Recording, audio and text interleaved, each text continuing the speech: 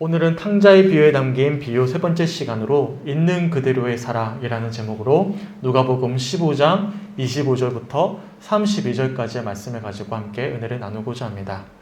오늘 우리 장로님께서 기도해 주셨던 것처럼 오늘은 종교개혁 주일입니다. 종교개혁의 기치를 내걸었던 마르틴 루터가 당시에 부패했던 교회를 개혁하기 위해서 99개의 방방문을 게시했습니다. 그날이 1517년 10월 31일이었는데 그날을 기념해서 개신교에서는 10월 마지막 주일을 항상 종교개혁 주일로 지키고 있습니다. 이런 종교개혁의 배경과 상세한 내용에 대해선 제가 여러 차례 소개해 드렸기 때문에 오늘 이 시간에 자세히 말씀드리진 않겠습니다. 하지만 후에 종교개혁의 5가지 강령이라고 불리게 된 종교개혁의 대표적인 정신이 있는데 이것만 다시 한 번 더 알려드리면 이렇습니다. 첫째로 솔라 스크립투라, 오직 성경으로 돌아가자.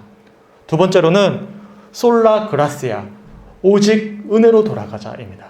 세 번째는 솔라 피데인데 오직 믿음으로 돌아가자이고요. 그리고 네 번째로는 솔라 크리스투스인데요, 오직 예수로 돌아가자입니다. 그리고 마지막 5번째는 솔라 데오 그라시아, 오직 하나님께 영광으로 돌아가자. 이 5가지 기치를 내걸었습니다. 오직 성경만이 우리 믿음의 최고의 권위가 됩니다. 오직 예수님만이 우리의 유일한 구원자가 되십니다. 인간의 공로가 아니라 하나님의 은혜로만 우리가 구원받을 수 있습니다. 그러기에 오직 믿음으로만 우리는 구원에 이를 수가 있습니다. 그래서 믿는 자들의 모든 근원적인 삶의 영광은 하나님께 있습니다. 라는 고백이 종교개혁의 정신이었습니다. 이처럼 종교개혁은 잃어버렸던 본질을 되찾기 위한 노력이었고 이러한 종교개혁의 기치를 이어받는 사람들이 바로 개신교인들, 이 시간 예배를 드리고 있는 우리 성도님들이십니다. 소망하기는 오늘 이 시간 함께 나눈 말씀을 통해서 잊지 말아야 될 신앙의 근원이 어디에 있는지를 다시 한 번 더 확인하면서 변함없는 주님의 사랑과 은혜를 우리 마음 가운데 다시 한 번 더 새겨볼 수 있는 그런 시간이 되셨으면 좋겠습니다. 저는 지난 한 주 동안 피터 셰퍼라는 작가가 쓴 아마데우스라는 아주 유명한 희곡 한 권을 읽게 되었습니다. 이 아마데우스라는 제목은 천재 작곡가였던 볼프강 아마데우스 모차르트의 이름에서 따온 제목이었습니다. 이 책에는 2명의 주인공이 등장하는데 역사적으로 가장 천재 작곡가 중에 한 명이었던 모차르트가 등장하고요. 그리고 이 모차르트를 시기하고 의미하던 안토니오 살리에리라는 작곡가가 등장합니다. 둘 다 생존 인물이었어요. 이 두 인물의 관계를 그려낸 책이 바로 아마데우스라는 희곡이었습니다. 우선 이 책의 주인공은 이 살리에리라는 사람이었어요. 이 사람은 굉장히 어려운 형편에서 자랐지만 굉장히 욕심이 많았고요. 특별히 음악적인 재능이 있었습니다. 그래서 그가 젊은 시절에 하나님께 이렇게 기도를 했습니다. 주님, 제가 작곡가가 되게 해주소서. 찬란한 명성을 누릴 수 있도록 해주소서. 그 대신 선량하게 살겠습니다. 사람들의 삶을 개선하는 데 전력하겠습니다. 전 저의 인생을 통해 많은 음악으로 당신께 영광을 돌리겠습니다. 우리가 흔히 하는 기도죠. 하나님, 제게 복 주세요. 제게 능력 주세요. 그러면 제가 최선을 다해 착하게 살고 하나님께 영광 올려드릴게요. 제발 제 간절한 바람을 들어주세요. 그런 기도를 드린 거예요. 그리고 진짜 이렇게 살리에리가 기도를 드렸더니 원래 가지고 있던 재능이 발휘가 되었고 특별히 황제를 아련하게 되면서 궁정의 작곡가로서의 생애를 살아가게 됩니다. 그렇게 궁정 작곡가가 된 살리에리는 하나님께 드린 기도를 기억하면서 최선을 다해요. 가난한 음악인들을 무료로 가르쳐주고 빈민들을 줄기차게 도왔습니다. 그리고 자신의 원하던 대로 작곡가로서 나름대로 당시의 명성을 얻기 시작했어요. 근데 그때 누가 나타나냐면 천재 작곡가였던 모차르트가 살리에리 앞에 나타났습니다. 이 모차르트는 굉장히 형편없는 사람이었어요. 그러니까 성격이나 어떤 삶의 어떤 태도들이 믿는 자와는 전혀 달랐습니다. 방종한 둘째 아들처럼 음탕한 생활을 좀 이어갔어요. 하지만 하나님이 부여하신 것이 분명한 천재성을 발휘했던 작곡가였습니다. 살리에리는 단번에 그런 모차르트의 삶의 모습과 그에 반한 아주 훌륭한 작곡가로서의 어떤 능력을 보고는 이렇게 절망을 해요. 도무지 이해할 수 없었다. 나는 하나님께 재능을 받을 만한 자격을 갖추려고 본능적 욕망마저도 다 물리치고 있었지만 모차르트는 약혼까지 한 상태에서 온갖 방종을 일삼는데도 아무런 징계가 없었다. 자신의 최선을 다해 기도했고 그 응답을 위해서 그렇게 노력했는데 어떻게 평생 자신이 원했던 응답을 그렇게 방종하게 살고 있는 모차르트가 받을 수 있느냐며 분노했던 것이죠. 그리고 하나님께 이렇게 기도합니다. 불공평한 신이여, 당신은 적이요. 이제부터 당신은 이렇게 부르리다. 영원한 적이라고. 그리고 맹세하오. 마지막 숨을 거둘 때까지 일승에서 당신을 거역하고 말겠어. 하나님을 버리게 되죠. 도저히 그는 받아들일 수가 없었던 거예요. 이 뒤로 살리에리는요, 망가집니다. 그의 삶은 명성을 얻기 시작하는데 그 내면이 망가져요. 어떻게 망가지냐면 철저하게 모차르트를 음해하기 시작합니다. 모차르트를 음해하고 온갖 거짓들을 만들어서 모차르트의 삶이 어려워지게 만들어갑니다. 왜냐하면 살리에리는 궁정 작곡가였기 때문에. 이처럼 살리에리는 자신이 욕망하던 대로 궁정 작곡가라는 지위를 그리고 명성을 얻었지만 점점 더 하나님을 원망하고 증오하고 절망감에 사로잡혀갔습니다. 하나님과 이웃을 섬겼어요. 하나님을 향해 간절히 기도했어요. 그리고 그 기도에 대한 응답으로 또한 궁정 작곡가의 위치에도 올랐습니다. 하지만 자신보다 더 훌륭한 재능을 지닌 모차르트를 만나게 되면서 그가 지금까지 가져왔던 신앙이 다 부질없어져 버렸던 것이죠. 우리는 지난 주일에 누가복음 15장에 등장하는 탕자의 비유를 살펴보았습니다. 탕자와 같았던 둘째 아들이 아버지로부터 미리 유산을 받아내고는 허랑방탕하게 다 소비해버렸습니다. 그리고 돼지가 먹는 쥐업 열매조차 먹지 못하는 상황에 처하자 아버지께 품꾼으로 삼아달라며 집으로 비참한 모습으로 찾아왔습니다. 하지만 아버지는 그런 탕자와 같은 둘째 아들을 거룩한 낭비와 같은 사랑으로 맞아주셨죠. 비록 둘째 아들은 아버지의 유산을 먼저 요구하면서 아버지와의 관계도 깨트렸고 또 형과의 관계도 깨트렸고 주변 이웃과의 관계도 다 깨트렸지만 아버지의 놀라운 사랑으로 이 둘째 아들이 깨트렸던 이 모든 관계가 회복되어졌음을 우리가 주일 예배 시간과 수요 예배 시간의 말씀을 통해서 살펴보았습니다. 이처럼 탕자와 같았던 둘째 아들이 용서받을 수 있었던 이유는 아버지의 변함없는 사랑 때문이었죠. 그리고 그런 아버지의 사랑으로 인해 둘째 아들이 깨트렸던 관계가 모두 다 회복되어졌음을 우리가 살펴보았습니다. 그리고 이어지는 말씀이 오늘 본문 말씀이죠. 오늘 본문에는요, 첫째 아들이 등장합니다. 지난주일까지는 둘째 아들이 주인공이었다면 오늘은 첫째 아들이 주인공이죠.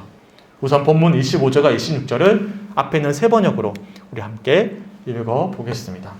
시작. 그런데 큰 아들이 밭에 있다가 돌아오는데 집에 가까이 이르렀을 때 음악 소리와 춤추면서 노는 소리를 듣고 종 하나를 불러서 무슨 일인지 물어보았다. 아멘.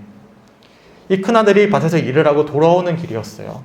집으로 돌아오는데 평소와 다른 소리가 들리는 것이죠. 봤더니 자신의 집이에요. 자신의 집에 막 음악 소리가 들려요. 막 사람들이 춤추며 놀고 있어요. 분명히 잔치가 열린 거죠. 그래서 아들은 26절의 표현처럼 종 하나를 불러놓고는 지금 내 집에 무슨 일이 일어났느냐 알아보게끔 했습니다. 그러자 종이 이어지는 27절에 이렇게 답변을 해주었어요. 본문 27절인데 제가 한번 읽어드릴게요. 종이 그에게 말하였다. 아우님이 집에 돌아왔습니다. 건강한 몸으로 돌아온 것을 반겨서 주인 어른께서 살찐 송아지를 잡으셨습니다. 종은 이미 소식을 전해 들었던 것 같아요. 그래서 첫째 아들이 근황을 물어보자마자 곧바로 소식을 전해 주었죠. 당신의 탕자와 같은 둘째 아들이 동생이 돌아왔습니다. 아버지는 이 아들이 건강한 몸으로 돌아온 모습을 보고는 너무나 기뻐서 살찐 송아지를 잡고 잔치를 열어주었습니다. 지금 들려오는 저 소리는 둘째 아들을 위해서 당신의 동생을 위해서 아버지가 베푼 잔치의 소리입니다. 라고 소식을 전해들었습니다. 이런 소식을 전해듣자 우리 본문 28절의 표현처럼 첫째 아들이 화가 나서 집으로 들어가려고 하지 않았습니다. 그리고 그렇게 집으로 들어가려고 하지 않는 첫째 아들을 목격한 아버지가 문지방을 넘어 아들에게 가죠. 그리고 그 아들을 달래주는 것이 오늘 본문의 장면들입니다. 하지만 이런 아버지의 따뜻한 권유에도 불구하고 이 첫째 아들의 마음이 누그러지지가 않았어요. 이어지는 본문 29절과 30절 우리 세 번역으로 한번 읽어보겠습니다. 시작. 그러나 그는 아버지에게 대답하였다. 나는 이렇게 여러 해를 두고 아버지를 섬기고 있고 아버지의 명령을 한 번도 어긴 일이 없는데 나에게는 친구들과 함께 즐기라고 염소 새끼 한 마리도 주신 일이 없습니다. 그런데 창녀들과 어울려서 아버지의 자산을 다 삼켜버린 이 아들이 오니까 그를 위해서는 살찐 송아지를 잡으셨습니다. 아멘. 평소에 묵묵히 자기 일을 열심히 했던 첫째 아들이었기에 분노를 쏟아냈어요. 내가 지금까지 여러 해 동안 아버지를 섬겼습니다. 단 한 번도 아버지의 명령을 어긴 적이 없습니다. 근데 어떻게 그렇게 하실 수 있어요? 분노했습니다. 내게는 친구들과 어울리라고 염소 새끼 한 마리 잡아서 잔치 안 열어주셨는데 어떻게 아버지 유산을 다 탕진해버린 더 탕자와 같은 동생을 위해서는 살찐 송아지까지 잡아가지고 잔치를 열어줄 수 있습니까? 분노했어요. 그러자 이어지는 본문 31절과 32절에 그렇게 화가 난 아들을 향해 아버지가 이렇게 답변을 주었어요. 아버지가 그에게 말하였다. 애야, 너는 늘 나와 함께 있으니 내가 가진 모든 것은 다 내 것이다. 그런데 너의 이 아우는 죽었다가 살아났고 내가 잃었다가 되찾았으니 즐기며 기뻐하는 것이 마땅하다. 지난주에 살펴봤던 둘째 아들 이야기처럼 이 첫째 아들의 이야기도요. 다양한 시선과 관점으로 묵상해 볼 수가 있어요. 그래서 오늘뿐만 아니라 수요 예배 시간, 또 다음 주 예배까지 이 첫째 아들의 모습에 대해서 우리가 좀 깊이 묵상해 보고자 합니다. 우선 제가 오늘 본문을 묵상하면서 가장 주목되었던 표현이 있어요. 그게 29절과 30절의 표현인데 한 번 더 읽어드리겠습니다. 그러나 그는 아버지에게 대답하였다. 나는 이렇게 여러 해를 두고 아버지를 섬기고 있고 아버지의 명령을 한 번도 어긴 일이 없는데 나에게는 친구들과 함께 즐기라고 염소 새끼 한 마리도 주신 일이 없습니다. 그런데 창녀들과 어울려서 아버지의 자산을 다 삼켜버린 이 아들이 오니까 그를 위해서는 살찐 송아지를 잡으셨습니다. 첫째 아들이 분노했던 결정적인 이유는요. 아버지의 처사가 불공정하다라고 여겼던 것이죠.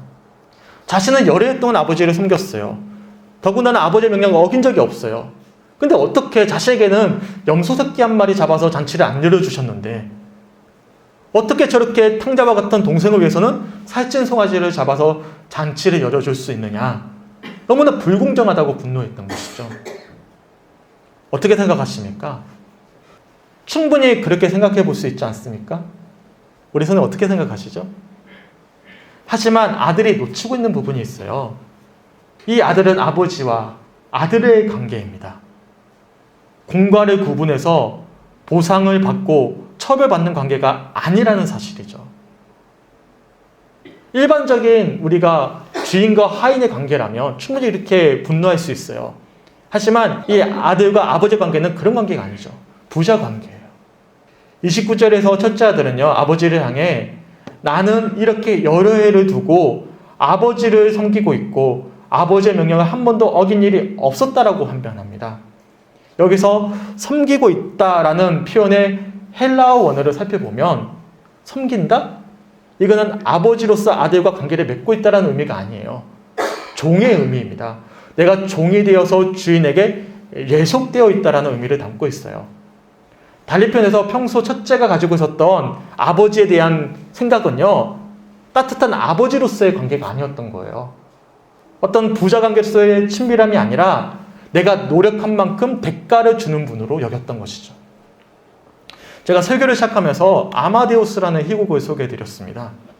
안토니오 살리에리는 작곡가로서의 어떤 남다른 실력을 갖추었고 비록 욕망을 성취하기 위해 기도했지만 이 기도의 응답을 위해서 열심히 헌신하고 또한 이웃을 위해 열심히 봉사를 했습니다.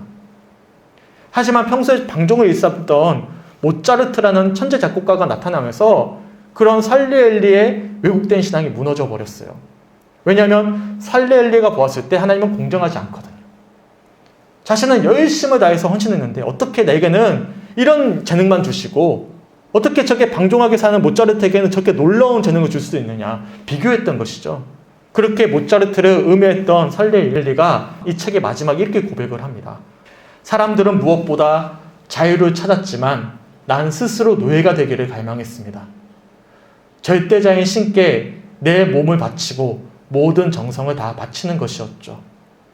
그러나 그런 바람은 거부되었고 삶의 뜻도 깨지고 말았습니다. 어차피 모차르트가 되지 못할 바엔 다른 아무것도 되고 싶지 않았으니까요. 오늘 본문에 등장하는 첫째 아들도 이런 살리엘리와 별반 다르지가 않아요. 그는 평소에 아버지 곁에 있었습니다. 하지만 그에게 있어서 아버지는 친근한 분으로 다가오지 않았던 것이죠. 단지 아버지는 내가 노력한 만큼의 보상을 주셔야 될 분, 그래서 내가 원하는 바람을 채워주셔야 될 분으로 여겼던 것입니다. 그래서 첫째 아들은 비록 둘째 아들처럼 대놓고 아버지의 유산을 미리 챙겨받지는 않았지만 이미 마음은 둘째 아들과 다르지 않았던 거예요. 뭘 원했던 것이죠? 아버지가 아니라 아버지로부터 받은 유산이 그에게는 목적이었던 거예요. 관계 속에서. 첫째 아들이 처음 등장했던 장면을 한번 떠올려 보십시오. 내가 첫째 아들이라면 우리 집에 내가 모르던 잔치 소리가 들려요? 어떻게 하시겠어요? 저라면 우리 집이니까, 우리 아버지 집이니까 무슨 일이지? 궁금해서 뛰어가지 않겠습니까?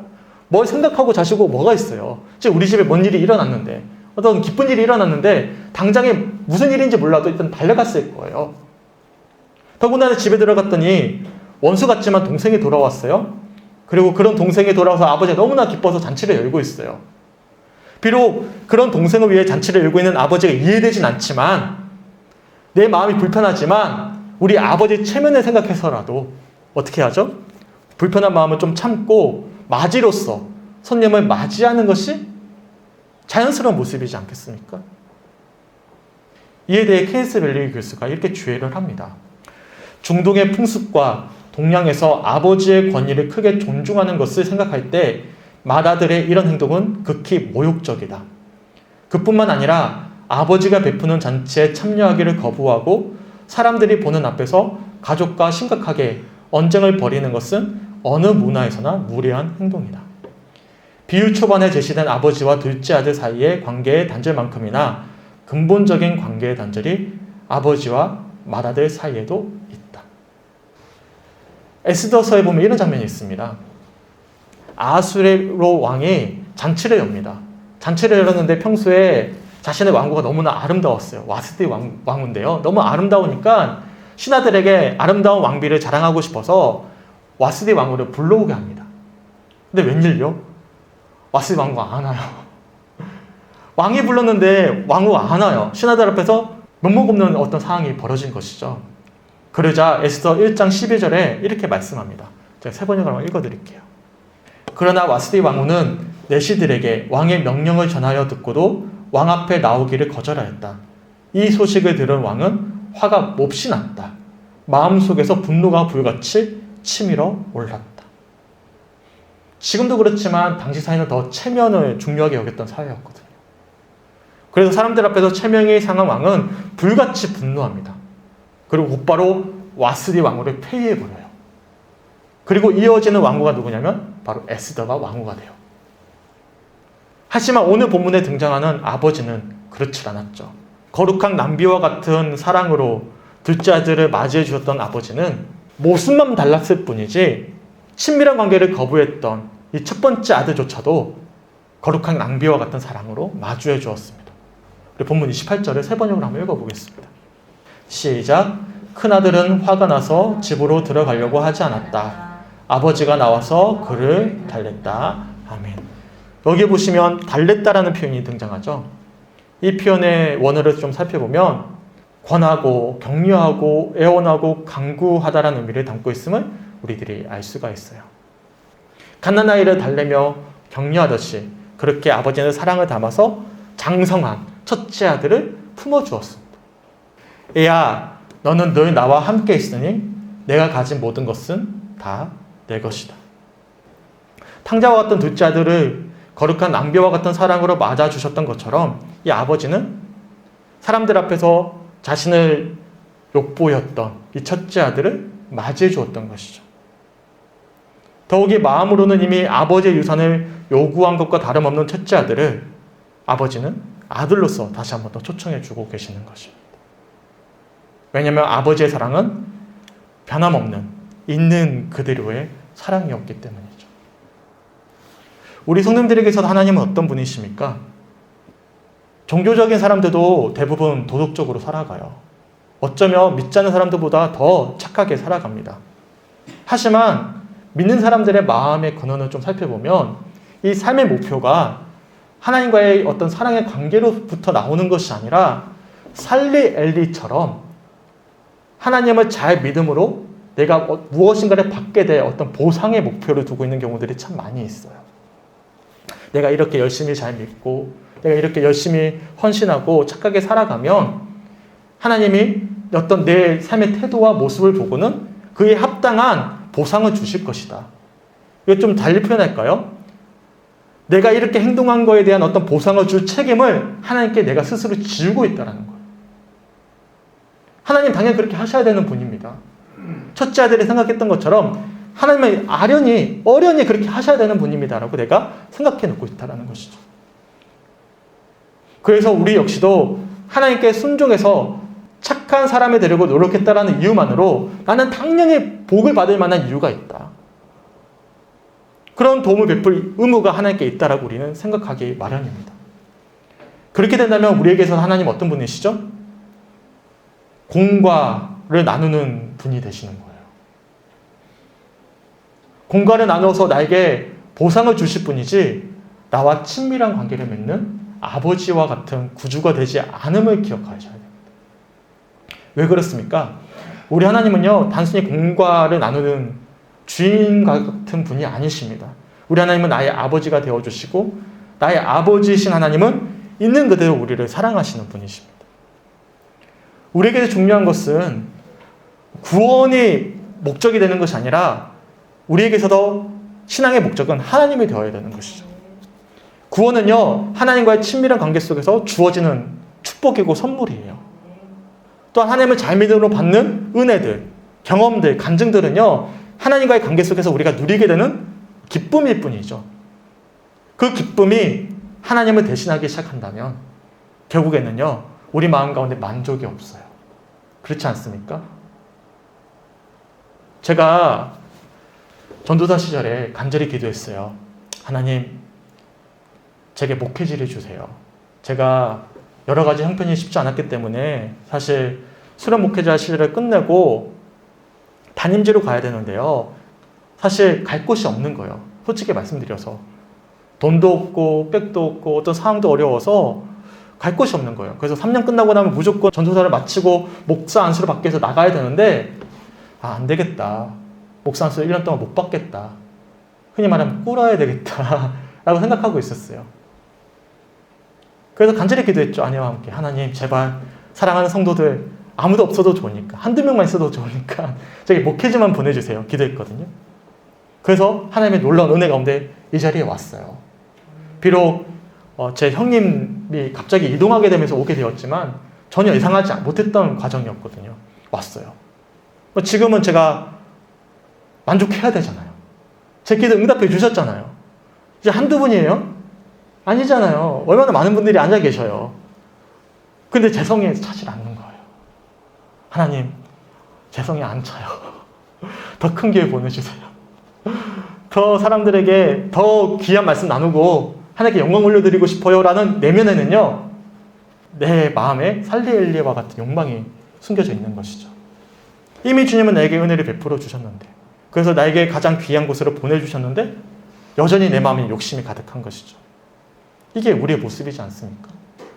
그러면서 제가 요즘에 계속 깨닫는 것은, 내가 성주교회에 와서 하나님께서 가장 크게 깨닫게 해주시는 것은 목회와 내 삶의 여정에 있어서, 신앙의 여정에 있어서 가장 큰 목적은 목회의 성과에 있는 것이 아니라 목회자로서, 더 나아가 한 명의 성도로서 하나님과의 관계를 맺는 것에 있음을 돌아보게 하셨습니다.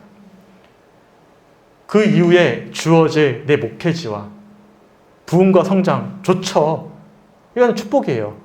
하지만 그 축복은 내게 주어질 선물일 뿐이지 내게서 정말 근원이 되는 것은 우리 하나님께 있음을 이 성주교회에 와서 돌아보게 되는 것이죠.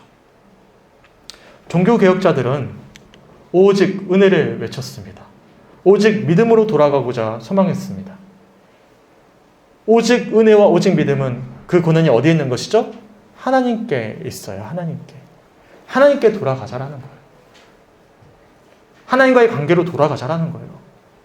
내가 받을 보상도 내가 누렸던 놀라운 어떤 은총도 부수적인 것이고 가장 최우선은 오직 믿음, 오직 은혜, 하나님께 돌아가자라는 것입니다. 우리의 공로가 아니라 있는 그대로의 하나님의 사랑으로 돌아갈 것을 외쳤던 것이죠. 왜 그렇죠? 우리 주님은 있는 그대로 우리를 변함없이 사랑하고 계시는 분이시기 때문입니다.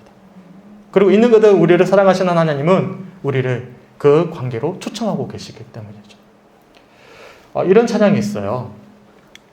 있는 모습 그대로 있는 모습 그대로 있는 모습 그대로 오세요. 하나님은 당신이 있는 모습 그대로 있는 모습 그대로 오시길 원하십니다. 우리 선생님 어떠십니까? 있는 모습 그대로 하나님께 나오실 수 있으시겠습니까? 지난 주일 예배 시간에도 말씀드렸지만 있는 모습 그대로 나온다? 쉬운 말 같죠? 절대 쉬운 말이 아닙니다. 왜 그럴까요? 있는 모습 그대로 나온다? 좀 달리 표현할까요? 나의 모든 것을 내려놓고 나간다는 의미입니다. 내가 생각하는 것들을 내려놓고 내가 판단했던 것들 다 내려놓고 있는 모습 그대로 나아가는 거예요. 누가복음 9장 23절의 말씀처럼 자기를 부인하고 날마다 제 십자가를 진 사람만이 있는 모습 그대로 나아갈 수가 있어요. 있는 모습 그대로 나를 사랑하고 계시는 주님을 신뢰하는 사람들만이, 그 사랑을 소망하는 사람들만이 나아갈 수가 있는 모습이죠. 예수님이야말로 숨겨진 보화임을 발견한 사람들, 그래서 오직 성경, 오직 예수, 오직 은혜, 오직 믿음, 오직 하나님의 영광만을 소망하는 사람들만이 나아갈 수 있는 모습입니다. 바로 이 시간 그런 믿음으로 예배하는 우리들만이 나아갈 수 있는 모습이죠. 소망하게는 탕자와 같은 둘째 아들과, 그리고 비록 탕자와 같은 삶을 살아가진 않았지만 이미 그 마음은 탕자와 같았던 첫째 아들을 있는 그대로 사랑하셨던 주님의 사랑을 기억하면서 있는 모습 그대로 주 앞에 나아갈 수 있는 우리 사랑하는 성주교회 성도들이 되시길 주님의 이름으로 간절히 축원합니다. 있는 모습 그대로 우리가 주님 앞에 나아갔을 때 우리는 있는 모습 그대로 나를 용납하시고 사랑하시는 그 주님의 사랑을 확인할 수가 있습니다. 마지막으로 한 가지 예화만 말씀드리고 좀 말씀을 마무리하고자 합니다. 지난 주일날 주일 예배 말씀이 끝났어요. 끝나고 차를 타고 이제 성도님들을 모셔다 드리고 있는데 마침 제 첫째 딸이 차를 탔어요. 차를 타고는 한참을 가는데 물어보는 거예요. 설교를 들었나 봐요. 아빠, 회개가 뭐예요? 회개가 뭐예요? 순간 그런 말 딱 들으면 갑자기 말문이 막히거든요. 그래서 순간 제가 뭐라고 이야기해 주냐면, 하나님 앞에 잘못한 것이 있으면 하나님 잘못됐어요 라고 뉘우치며 기도하는 거야. 내가 잘못한 거 죄를 뉘우치고 기도하는 거야 라고 이야기해 주었거든요. 그런데 사실 제가 순간적으로 이야기를 들어가지고 그렇게 흘려버렸지만 그게 회개의 본질은 아닙니다. 회개는 내 잘못을 뉘우치는 게 회개가 아니에요. 하나님 용서해 주세요. 내가 이런 잘못을 했어요. 다음부터는 안 그럴게요. 하나님, 가족과 싸웠어요. 내 마음에 나쁜 마음을 가졌어요. 욕심을 부렸어요. 음란한 생각을 했어요. 용서해 주세요. 다음부터 안 그럴게요. 이게 회개가 아니라는 거예요. 회개는요, 돌아가는 거예요. 있는 모습 그대로 나를 사랑하시는 주님께 돌아가는 거예요. 나를 있는 모습 그대로 용납하고 계시고 사랑하고 계시는 그 주님께 돌아가는 거예요. 죄를 왜 지었죠? 하나님이 원하지 않는 모습으로 내가 왜 그렇게 살아왔어요? 결국에는 하나님과의 관계가 깨어졌기 때문이거든요. 하나님의 사랑을 내가 삶 속에서 누리고 있지 못하기에 다른 무엇인가로서 내 공허한 마음을 채우고자 했기 때문이거든요. 중요한 것은 행위에 있는 것이 아니라 관계에 문제가 있는 거예요. 깨어진 관계에 문제가 있는 것이죠. 그래서 회개는요, 하나님과의 관계가, 깨어진 관계가 회복되어지는 것을 소망하는 것에 있음을 우리 첫째가 듣고 있는지 모르겠지만 이야기해주고 싶어요. 회개는요, 있는 모습 그대로 나를 사랑하고 계시는 주님께 다시금 돌아가는 거예요. 그리고 그 사랑을 내가 받아 누릴 때면, 야, 너 나쁜 짓을 해. 나쁜 마음을 가져. 라고 하더라도 내 마음에 이미 주님의 사랑이 있기에, 내가 이미 주님의 관계 속에서 만족함을 누리고 있기에 굳이 내가 그런 행동을 하지 않아도 되는 것이죠. 자연스럽게 내 삶이 변화되어져 가는 것입니다. 당시 카톨릭은요, 열심히 삶을 드리고 헌신하고 봉사하면 그에 합당한 대가로 구원이 주어진다라고 이야기했습니다. 하지만 종교개혁자들은 그것을 깨트렸어요. 우리의 구원은 오직 예수님께 있다. 우리의 구원은 오직 은혜에만 있다. 우리의 구원은 오직 믿음에 있다라고 외쳤던 것입니다. 그러기에 우리의 삶의 영광은 오직 하나님께 있다라고 고백했던 것이죠. 소망하기는 있는 모습 그대로 우리를 초청하고 계시는 그 주님의 사랑의 초청에 이 시간 믿음으로 고백하며 나아갈 수 있는, 그래서 이 시간 하나님과의 관계가 회복되어져 갈 수 있는 우리 사랑하는 성주교회 성도님들의 이 예배의 시간이 되시길 주님의 이름으로 간절히 축원합니다. 아멘. 제가 넣어드렸던 악보가 있거든요. 우리 이 악보를 보시면서 한 번 더 찬양하시고 오늘 주셨던 말씀 가지고 함께 기도했으면 좋겠습니다. 이 시간 이 찬양의 가사가 우리를 향한 하나님의 거룩한 초청임을 기억하시면서 함께 찬양합니다.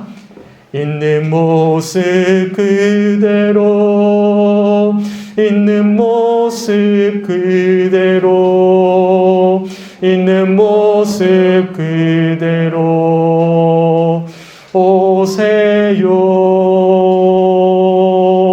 하나님은 당신이 있는 모습 그대로, 있는 모습 그대로 오시길 원하십니다. 한 번 더 고백합니다. 있는 모습 그대로, 있는 모습 그대로, 있는 모습 그대로, 있는 모습 그대로 오세요. 하나님은 당신이, 하나님은 당신이 있는 모습 그대로, 있는 모습 그대로 오시길 원하십니다.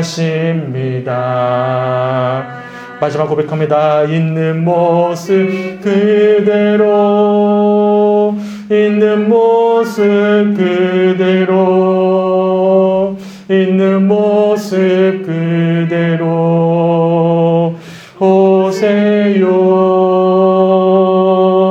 하나님은 당신이 있는 모습 그대로, 있는 모습 그대로 오시길 원하십니다. 오늘 주셨던 말씀 붙잡고 기도했으면 좋겠습니다. 있는 모습 그대로 나아갈 때면 입에 발린 회개가 아니라 진심으로 아버지 앞에서의 나의 모습을 고백할 수가 있습니다. 입에 발린 잘 짜여진 기도문이 아니라 내 마음에 숨겨져 있었던 죄된 모습들, 욕망들, 또한 아픔들, 슬픔들까지도 우리 아버지가 되시는 주님께 온전히 내어드릴 수가 있습니다. 그렇게 있는 모습 그대로 나를 사랑하시는 주님 앞에 나아가 그 주님을 만날 때면 세상 무엇으로도 채울 수 없는 우리 영혼의 근원적인 만족함을 그 주님의 사랑으로 채울 수 있음을 기억하면서 이 시간 그 주님의 사랑 앞에 온전히 나아갈 수 있는 우리 사랑하는 성주교회 성도들이 되셨으면 좋겠습니다. 이 시간 오늘 주셨던 말씀들을 붙잡고 이 시간 있는 모습 그대로 우리를 초청하고 계시는 그 주님의 사랑 앞에 우리의 마음을 내어드릴 수 있는 시간이 되어졌으면 좋겠습니다. 오늘 주셨던 말씀 붙잡고 함께 조용히 묵상하며 기도하겠습니다.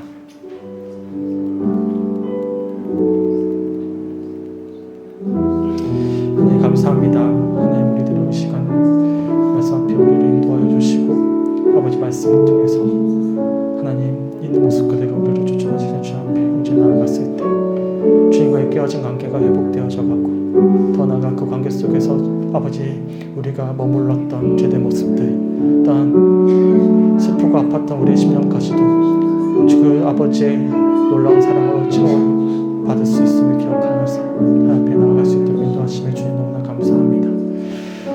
오늘 주셨던 말씀대로 우리 마음 가운데 새기게 하시고 하나님 그 주님의 그 사랑 속에서 하나님 우리의 심령이 온전히 채워져 갈 수 있는 은혜가 있게 하여 주시옵소서. 아버지 주님과의 온전한 관계 속에서 받는 그 사랑으로 아버지 한 주간 우리의 마음의 천국이 되게 하시고 또한 우리의 삶을 통해 우리 가정과 우리 교회와 우리 일터가 천국이 되어져 가는 귀한 한 주간의 삶 될 수 있도록 인도하시고 붙잡아 주시옵소서. 있는 모습 그대로 우리를 추천하 주시 앞에 우리의 심령을 내어드릴 수 있도록 아버지 인도하여 주시옵소서. 하나님 너무나 감사합니다. 오늘 이 시간 우리를 예배 자리로 초청하여 주시고 말씀을 통해서 변함없이 우리를 사랑하고 있는 모습 그대로 우리를 초청하고 계시는 그 따뜻한 아버지의 사랑을 다시 한 번 더 확인케 하시면 너무나 감사합니다. 우리의 신앙의 목표가 구원에 있고 우리의 신앙의 목표가 하나님으로부터 받을 축복에 있었다면 하나님 혹여나 우리가 그 구원을 받아 누리고 우리가 축복을 받았더라도 여전히 우리 마음 가운데 채우지 못한 갈급함이 있고 욕망이 있음을 돌아보게 됩니다. 하나님 우리의 신앙의 목표가 우리의 삶의 목표가 하나님의 사랑에 있게 하여 주시고 있는 그대로 우리를 용납하시는 아버지의 사랑에 있게 하여 주셔서 하나님 깨어졌던 주님과의 관계가 회복되게 하여 주시고 그래서 우리 영혼에 근원적으로 공허했던 우리의 심령에 하나님의 사랑으로 충만케 하여 주셔서 그 사랑으로 만족하며 어떤 상황에서든지 모든 상황에서든지 그 주님의 사랑으로 천국을 누릴 수 있는 우리 귀한 성축교회 성도들의 심령 될 수 있도록 아버지 인도하여 주시옵소서. 사랑을 누리고 있는 우리들의 삶을 통해서 천국을 누리고 있는 우리들의 삶을 통해서 우리 가족이 또한 우리 교회와 우리 일터가 그 주님의 사랑이 전해지게 하여 주시고 천국이 되어져가는 은혜가 있게 하여 주시옵소서.